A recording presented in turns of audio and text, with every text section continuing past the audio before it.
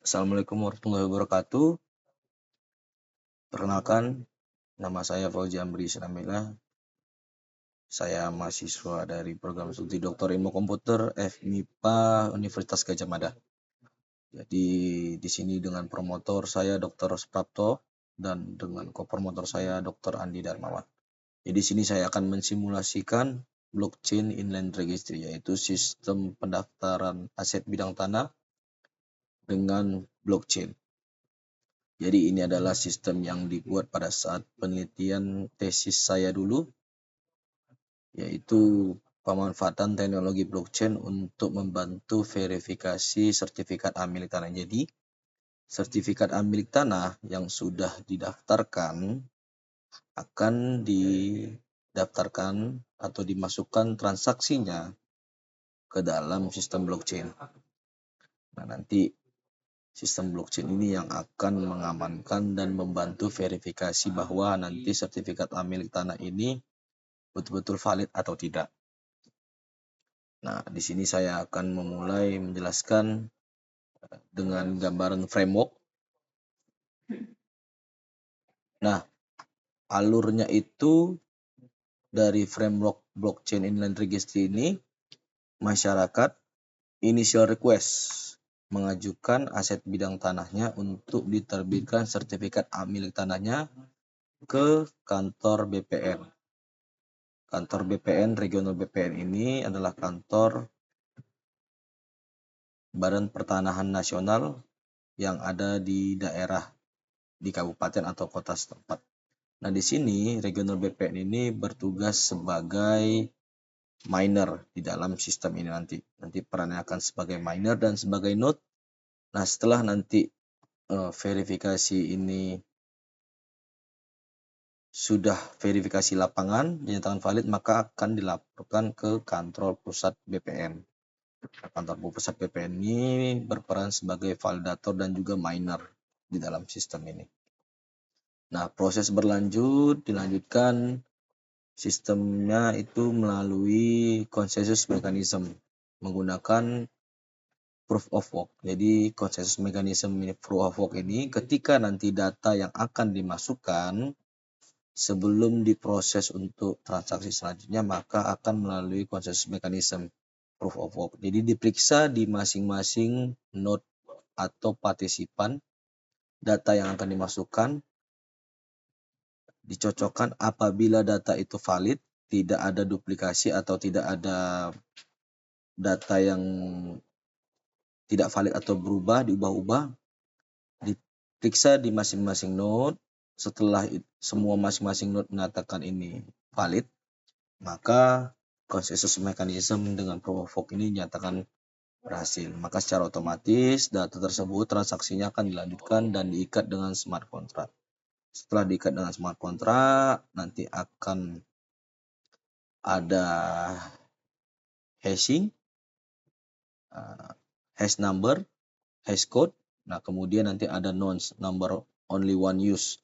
Nanti itu sebagai stamp atau labeling di aset bidang tanah yang sudah didaftarkan atau ingin diterbitkan sertifikat hak milik tanahnya untuk traceability.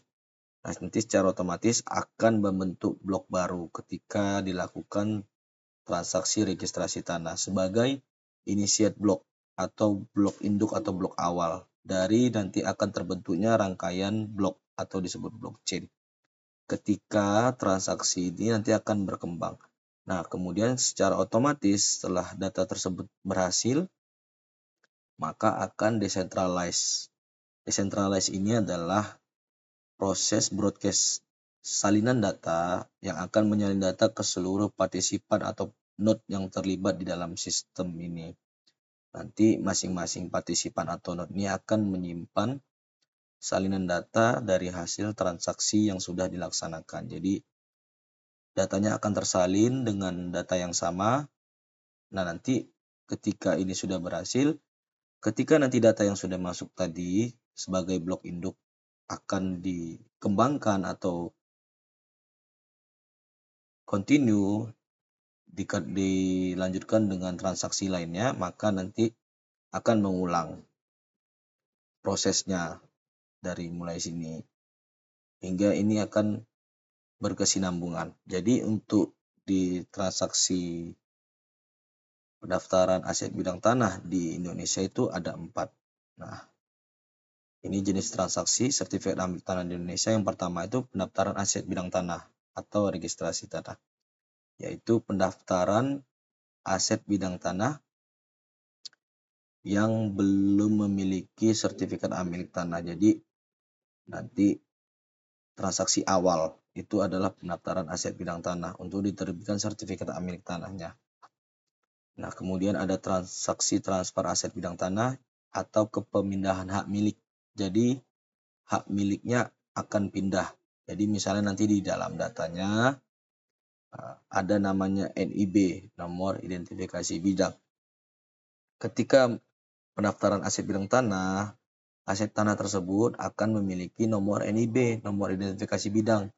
Nah, ketika nanti pada transaksi transfer aset bidang tanah, nomor identifikasi bidang tidak akan berubah walaupun pemiliknya sudah berubah. Nanti hanya data pemilik yang akan berubah, yaitu nomor induk kependudukan sebagai identitas data pemilik aset bidang tanah tersebut. Nah, kemudian ada pemecahan aset bidang tanah. Nah, ini misalnya seperti satu aset bidang tanah dijual sebagian. Misalnya 2 rantai itu 40 kali 40 meter. Misalnya mau dijual satu kapling atau satu rantai. Itu dijual 20 kali 20, maka dijual sebagian. Itu yang dinamakan pemecahan aset bidang tanah. Nah, ada juga penggabungan aset bidang tanah, yaitu menggabungkan sebagian aset bidang tanah dengan aset bidang tanah miliknya. Jadi misalnya saya punya tanah, ada tanah tetangga yang mau dijual, itu ingin saya gabung jadikan satu surat. Nah, itu penggabungan aset bidang tanah. Nah, untuk pemecahan dan penggabungan aset bidang tanah ini berdasarkan Kitab Hukum Agraria, itu maksimalnya untuk rumah tinggal itu sebanyak 5. Jadi pemecahan itu sebanyak 5 bidang, kemudian penggabungan itu sebanyak 5 maksimal untuk digabungkan menjadi satu aset bidang tanah.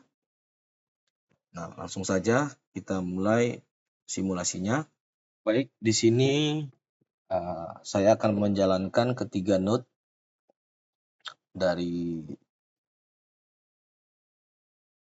Jadi di sini saya akan menjalankan ketiga node, yaitu ada node 1, node 2, dan node 3. Jadi di sini akan mewakili regional BPN yang berperan sebagai node atau partisipan atau miners di dalam sistem ini nanti. Menjalankan node pertama.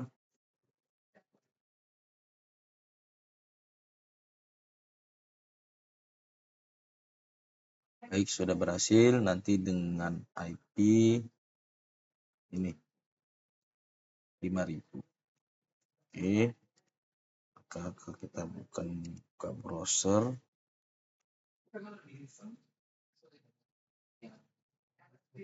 Kemudian kita running untuk di node 2.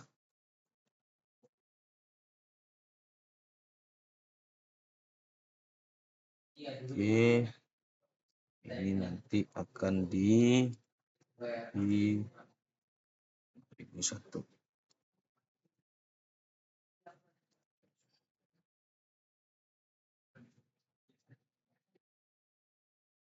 Kemudian dilanjutkan node 3.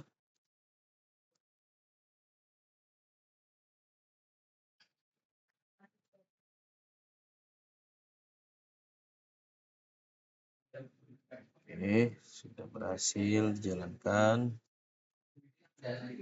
Ini nanti. Oke.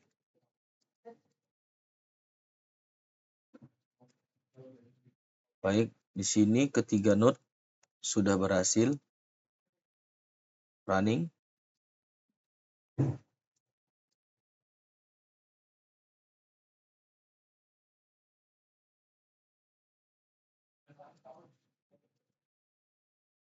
Nah, di sini nanti ada menu bagian monitoring, nanti akan yang memonitor jumlah node yang ada di dalam sistem. kemudian jumlah blok, nanti kemudian jumlah chain. Chain ini adalah rantai penghubung antara blok dan blok. Nah, kemudian nanti di sini ada menu BPN, nanti di sini akan muncul hasil transaksi. Nah, oke, di sini ada nanti menu pencarian, nanti mencari berdasarkan NIB. Oke, baik. Kita mulai saja. Baik, di sini saya akan menampilkan simulasi atau bagan alur jaringan blockchain yang akan dimulai dari transaksi registrasi tanah, yaitu pendaftaran aset bidang tanah, dan akan menghasilkan NIB1, yaitu pembentukan blok baru atau initiate block. Ketika transaksi dilanjutkan nanti dengan transaksi transfer, maka akan membentuk satu chain dan satu blok baru dengan hasil NIB1 tapi dengan pemilik baru, yaitu NIK2. Nah, transaksi dari transfer ini akan berlanjut, dilakukan transaksi selanjutnya itu pemecahan aset bidang tanah.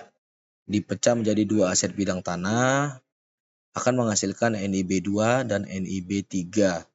Akan membentuk dua blok baru dan dua rantai atau dua chain. Nah, transaksi dilanjutkan dengan transaksi penggabungan, akan membentuk dua rantai baru atau dua chain dan akan digabung menjadi satu blok dan akan outputnya nanti menghasilkan NIB4. Baik, kita langsung mulai saja dilanjutkan simulasinya. Baik, di sini saya akan memulai simulasi jaringan blockchain sertifikat milik tanah ini.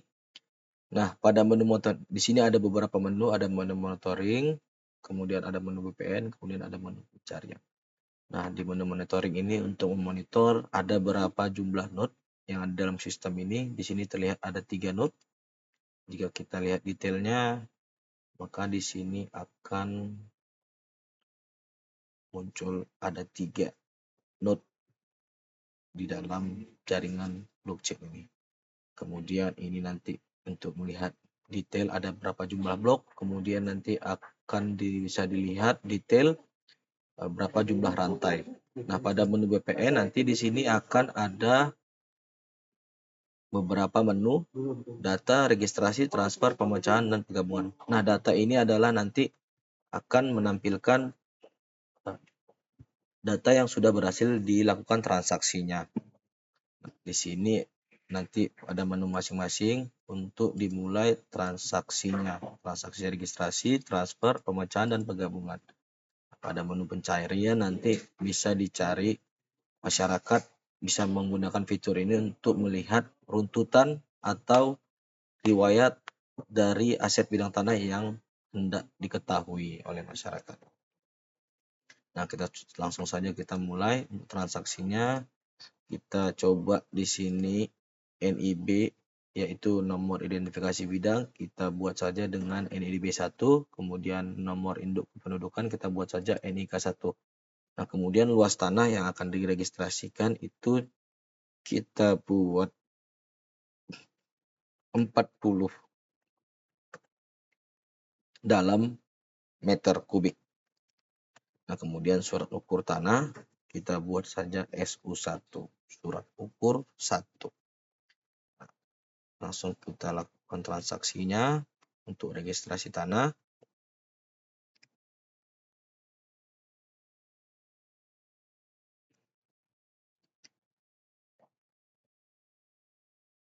Baik, ketika nanti sudah berhasil transaksinya, maka akan menampilkan pesan proses registrasi berhasil. Apabila kita lihat di bagian menu data, nanti akan terlihat data yang sudah transaksinya berhasil. Jika kita klik di bagian hash code-nya ini, nanti akan menampilkan data hasil transaksi registrasi aset bidang tanah tadi. Di sini ada hash, yaitu hash code dari transaksi registrasi aset bidang tanah, kemudian indeks transaksi keberapa, kemudian ada proof, ada untuk menampilkan nonce number only one use, kemudian ada time stamp. Di sini akan menampilkan keterangan kapan transaksi tersebut dilakukan. Kemudian ada keterangan tipe transaksi, yaitu registrasi tanah. dengan kode rek, kemudian ada keterangan NIB, nomor identifikasi bidang dengan NIB 1, kemudian ada keterangan NIK, nomor induk kependudukan, yaitu pemilik dari aset bidang tanah tersebut dengan NIK 1. Kemudian ada luas tanah, berapa jumlah luas tanah tersebut, yaitu 40 meter kubik. Kemudian ada surat ukur, keterangannya yaitu SU1. Status tanah di sini aktif karena sudah berhasil dilakukan transaksinya.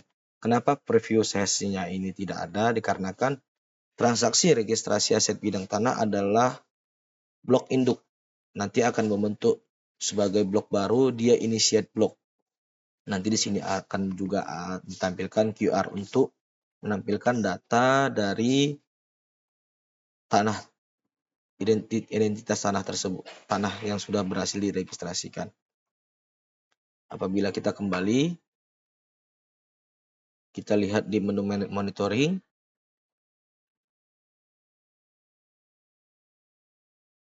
Nah, maka di sini sudah muncul keterangan sudah terbentuk satu blok baru, yaitu initiate blok dari hasil transaksi registrasi. Apabila kita lihat di node 2 dan node 3, maka secara otomatis data yang dilakukan transaksi di node 1 tadi akan muncul juga di node 2 dan node 3. Nah, ini sudah ada keterangan. Data tersebut valid dan tersalin ke node 2 dan node 3.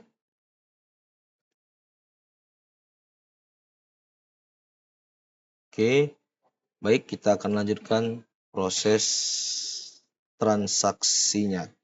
Yaitu kita coba transaksi transfer atau pemindahan aset bidang tanah, pemindahan hak milik dari NIB 1 ke NIK tujuan. Tadi pemilik sebelumnya adalah NIK 1, maka akan kita rubah atau kita pindah hak miliknya ke NIK 2 sebagai pemilik baru dari aset bidang tanah NIB 1. Oke.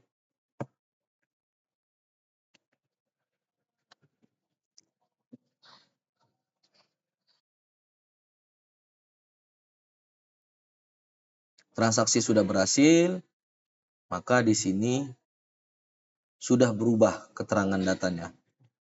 Aset bidang tanah dengan nomor identifikasi bidang NIB 1 sudah berpindah hak milik ke pemilik yang baru, yaitu NIK 2. Apabila kita lihat datanya di sini sudah berubah karena sudah dilakukan transaksi transfer aset bidang tanah dari pemilik yang lama, yaitu NIK 1, ke pemilik yang baru NIK 2. Di sini yang berubah hanya pemilik atau keterangan identitas pemilik aset bidang tanah. Nah, di sini muncul previous hash, maka bisa dilihat atau ditrace aset tanah. Hasil transaksi transfer bisa dilihat atau ditrace berasal dari aset tanah yang mana, siapa pemilik sebelumnya. Jika kita lihat di sini hasil transaksi transfer, status surat tanah dengan hasil transfer ini dan pemilik yang baru itu masih aktif. Apabila kita periksa atau kita cek di previous hash, maka di sini langsung keterangan tanah tersebut tidak aktif. Baik, kita lanjutkan.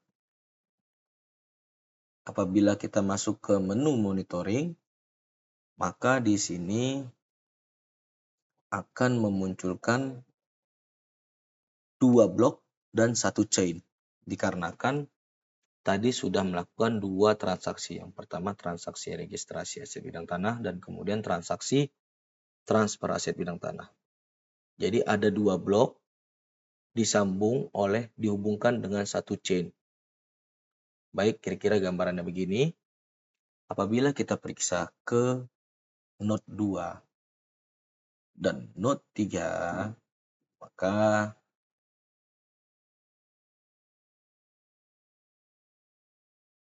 akan menampilkan data yang sama. Di sini bisa kita lihat status untuk aset bidang tanah dengan NIB 1 dan atas nama pemilik NIK 1 sudah tidak aktif. Ini pada node 2. Jika kita lihat pada node 3, maka di sini begitu pula sama. Baik, kita lanjutkan ke transaksi pemecahan aset bidang tanah. Aset bidang tanah NIB 1 dengan pemilik NIK 2 akan dipecah menjadi 2 aset bidang tanah, yaitu ke NIB 3, kemudian hak miliknya dijual sebagian, NIB 2 ke NIK 2. Luasnya dijual sebagian dari 40 meter kubik atau 40 meter persegi, dijual 20 meter kubik atau 20 meter persegi, yaitu satu coupling. Yang harusnya 2 coupling dijual 1 coupling, maka sisanya hanya 20 meter persegi. Untuk surat ukurnya, maka akan menerbitkan surat ukur tanah yang baru dikarenakan fisik atau jumlah luas tanah berubah. Yang awalnya 40 karena dijual sebagian, maka tinggal 20, maka akan diterbitkan surat ukur baru. Di sini akan kita buat sebagai SU2. Di sini NIB 3 tanah yang sudah dipecah tadi. Kemudian di sini NIK 3. Luas tanahnya tadi 1 coupling 20 meter persegi dan surat ukurnya diidentifikasikan dengan SU3. Aset bidang tanah NIB 1 dipecah menjadi 2 bidang aset tanah. Baik, transaksi akan kita lakukan.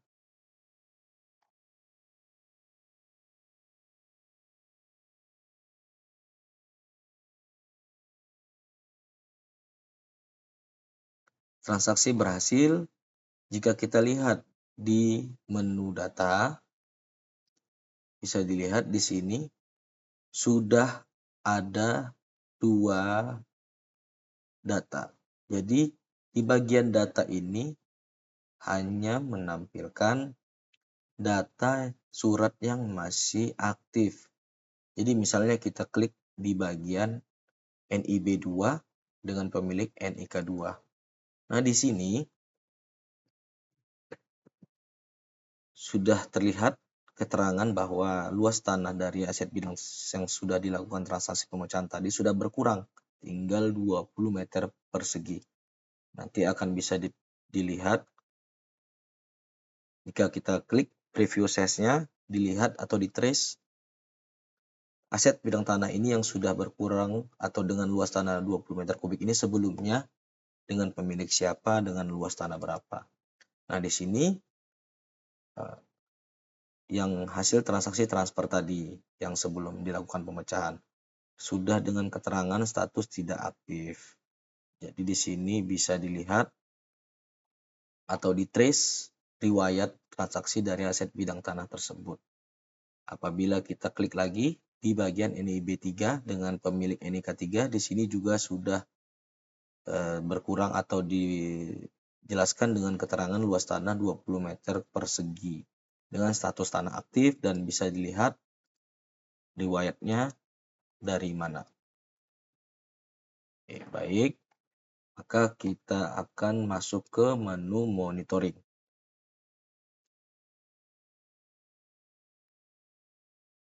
Nah, pada menu monitoring di sini akan menampilkan keterangan sudah terbentuk 4 blok baru seperti yang sudah digambarkan di dalam tadi, gambar yang sudah disimulasikan tadi sebelumnya. Ada 4 blok, 1, 2, 3, 4, dan membentuk 3 chain atau 3 rantai penghubung dari transaksi registrasi, kemudian disambung oleh sebuah rantai untuk blok selanjutnya transaksi transfer. Kemudian dilakukan transaksi pemecahan akan membentuk dua rantai karena dipecah menjadi dua aset bidang tanah dan membentuk dua blok baru. Nah, di sini bisa kita lihat. Nah, keterangannya sama. Di sini bisa dilihat atau ditrace tanah tersebut berasal dari mana. Nah, untuk 3 chain-nya akan di sini menampilkan keterangan bahwa hash code yang diterbitkan oleh NIB2 dan NIB3 itu induknya berasal dari mana. Misalnya, untuk NIB3 dengan pemilik NIK3, induk bloknya itu dari NIB1 dengan pemilik NIK2, yaitu hasil dari transaksi transfer tadi. Nah, dari sini, ini bisa juga dilihat blok induknya siapa. Berasal dari blok yang mana. Baik, kita akan periksa di node 2 dan node 3. Nah, secara otomatis akan menampilkan jumlah data yang sama di 3 bloknya. Apabila kita lihat, tampilan datanya itu sama, ada jumlah bloknya ada 4 dan chain-nya ada 3. Di node 3 juga begitu. Oke. Transaksi selanjutnya kita coba transaksi penggabungan. Jika kita lihat di data, di sini ada NIB2 dan NIB3 yang akan digabung menjadi satu aset bidang tanah yaitu NIB4 dengan pemilik baru yaitu NIK4. NIB2, NIK2, luas tanahnya 20 meter persegi, surat ukur tanahnya tadi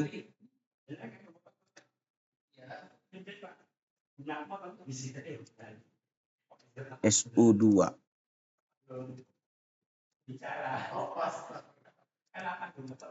Nah, jumlah asal di sini berapa jumlah aset bidang tanah yang akan digabung. Dan itu tujuannya di sini berarti NIB4, NIK4 sebagai pemilik yang baru. Di sini 20 meter kubik ditambah 20 meter kubik jadi 40 meter kubik. Nah, surat ukur tanahnya akan diterbitkan surat ukur baru yaitu SU4. Nah, berasal dari dua aset bidang tanah yang digabung.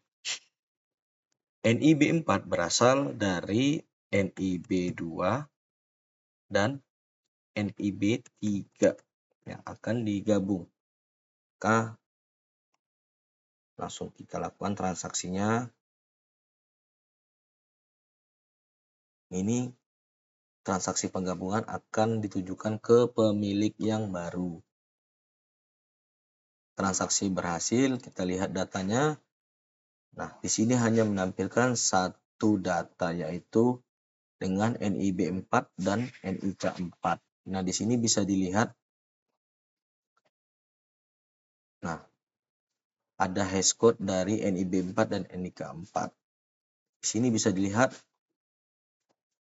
ada keterangan bahwa luas tanahnya sudah jadi 40 karena hasil dari transaksi penggabungan aset bidang tanah dengan identifikasi bidang NIB4, nomor induk kependudukan pemiliknya dengan NIK4. Kemudian dengan keterangan surat ukur yaitu SU4, status aktif. Kemudian di sini ada menunjukkan preview size atau induk bloknya berasal dari mana. Aset bidang tanah ini adalah hasil dari tanah sebelumnya itu tanah dari mana. Jadi kita lihat sebelumnya itu 20 dengan pemiliknya NIK2 dengan identifikasi bidang NIB2. Nah, di sini juga kita lihat tanah NIB4 dan NIK4 itu berasal dari NIB3 dan NIK3 dengan luas tanah 20. Nah, di sini kita lihat status sudah tidak aktif dikarenakan sudah dilakukan transaksi penggabungan aset bidang tanah. Jika kita lihat pada menu monitoring, maka di sini kita lihat sudah terbentuk 5 blok dan 5 chain. Jadi dari awal satu blok registrasi bidang tanah, kemudian disambung dengan rantai membentuk satu blok baru, hasil transaksi transfer, kemudian dipecah membentuk 2 rantai dan 2 blok, kan? NIB2 dan NIB3. Nah, digabung menjadi NIB4. Jadi ada 1, 2, 3, 4, 5. Ada 5 blok dan 5 chain. 1, 2, 1, 2, 3, 4, 5. Jadi begini. 1, 2, ini, dan 3. Ada 5 chain. Di sini bisa dilihat induknya dari mana? Dari sini. Oke. Kita lihat di node 2 dan node 3.